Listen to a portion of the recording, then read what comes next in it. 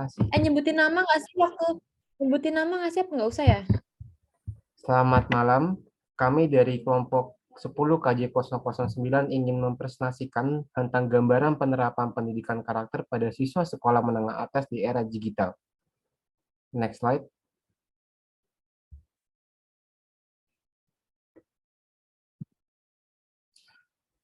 Kami kelompok 10 beranggotakan 8 orang yang terdiri dari saya, Yohanes Paulus Valentino, yang kedua ada Yahya, yang ketiga ada Nadira Andarani, yang keempat ada Ana Aisyah, yang kelima ada Siti Futika, yang keenam ada Dela Mutiara, yang ketujuh ada Hanis Raihan Pratama, dan ke-8 ada Naswa Zahra.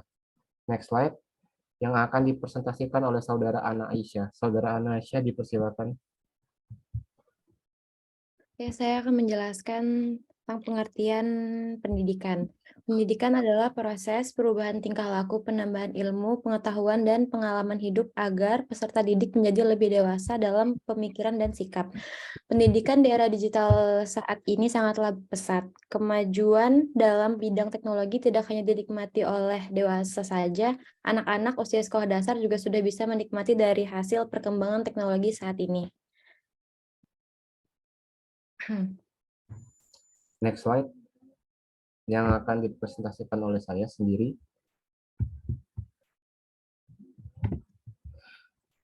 Perkembangan teknologi saat ini, teknologi banyak dimanfaatkan dalam dunia pendidikan sebagai sarana dan prasarana interaksi antara pendidik dan peserta didik.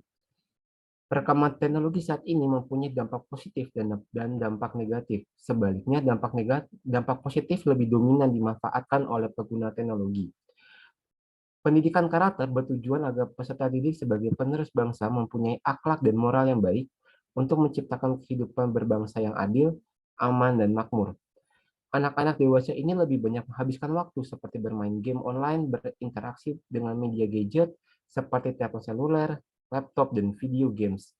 Aktivitas yang bersentuhan dengan teknologi lebih mewarnai kehidupan anak daripada berinteraksi dengan teman sebaya di lingkungan rumah, bermain sepak bola, bersepeda, dan aktivitas bermain lainnya.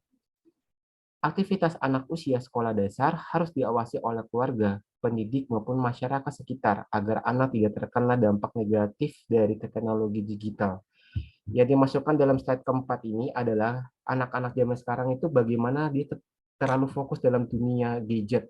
Jadi kurang berbau dengan teman-temannya, kurang bermain dengan kehidupan di luar, sehingga kehidupan di luar pun dengan teman-temannya pun agak sedikit berkurang. Berbeda dengan kehidupan pada zaman dahulu yang benar-benar um, bermain dengan kehidupan di luar. Walaupun emang dampak dari gadget pun ada dampak positif ya, tetapi kalau seiring berjalannya waktu pun akan membawa ke dampak negatif. Slide selanjutnya yang akan dipresentasikan oleh Ibu Siti Futika. Dipersilakan.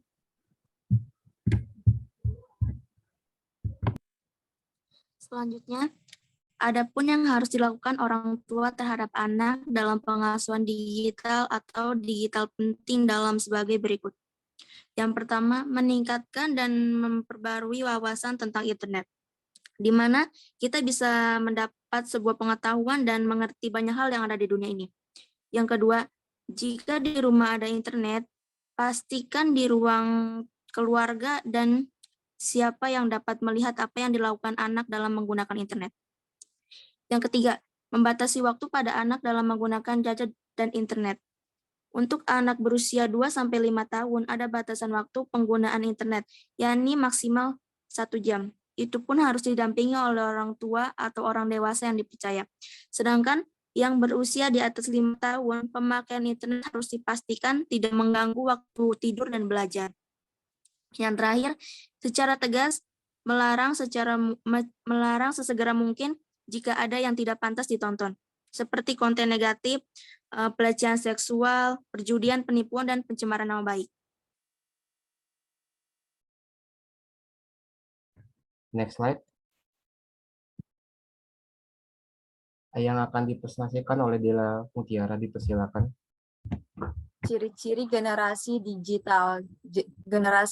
Digital ramai-ramai membuat akun di media sosial untuk membuktikan kepada dunia bahwa mereka ada. Generasi digital cenderung lebih terbuka, belak-belakan, dan berpikir lebih agresif. Generasi digital selalu mengakses dengan Google, Yahoo, atau situs lainnya. Kemampuan belajar mereka jauh lebih cepat karena segala informasi ada di ujung jari mereka.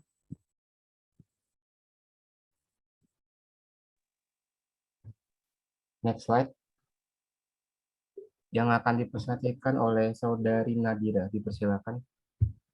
Dampak positif teknologi. Pertama, sarana penyimpanan informasi. Kedua, mempermudah akses terhadap informasi baru. Ketiga, media hiburan seperti game online. Semakin mudah mendapatkan materi dan mengetahui hal-hal di dunia. Dan informasi yang dibutuhkan semakin cepat dan dimudahkan untuk kepentingan pendidikan. Next slide.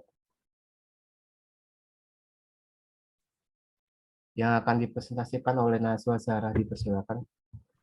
Dampak negatif teknologi. Nomor 1, berita tanpa tanggung jawab, berita hoaks, dan bullying. Contohnya, seperti tersebarnya link yang tidak bertuan. Yang nomor 2, radiasi alat hasil teknologi membahayakan kesehatan otak dan anak. Contohnya, seperti memainkan HP di kegelapan yang mengakibatkan radiasi pada mata. Yang ketiga, maraknya kasus penipuan lewat SMS, telepon, dan internet. Next slide. Yang akan dipresentasikan oleh Saudara Yaya, dipersilakan.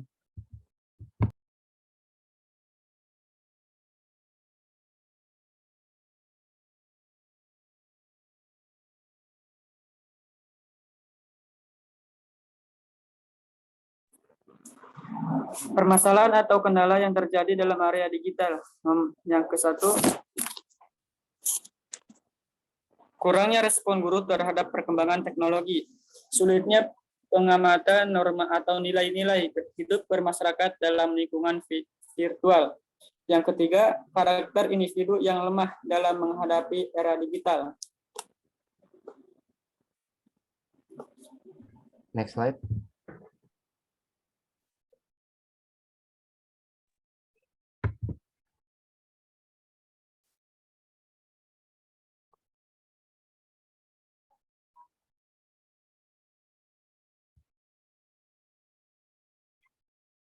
Yang akan dipresentasikan oleh Saudara Hanif Rehan, dipersilakan.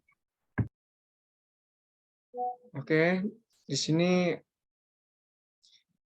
terdapat gambaran dari anak-anak di era digital, yaitu mereka itu sedang melakukan proses apapun dengan menggunakan laptop mereka atau digital mereka, yaitu mereka dapat mengakses informasi apapun secara sangat luas. Bisa dilihat kanan dan kiri mereka sedang mengakses digital.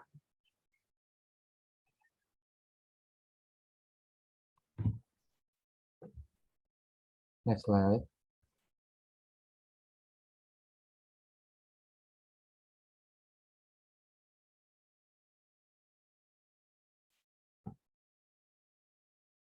Kurang lebihnya demikian dari presentasi kelompok 10 dari KJ 009. Kami semua mengucapkan terima kasih. Ya, terima kasih. Terima kasih. Makasih. Terima kasih. Sama-sama.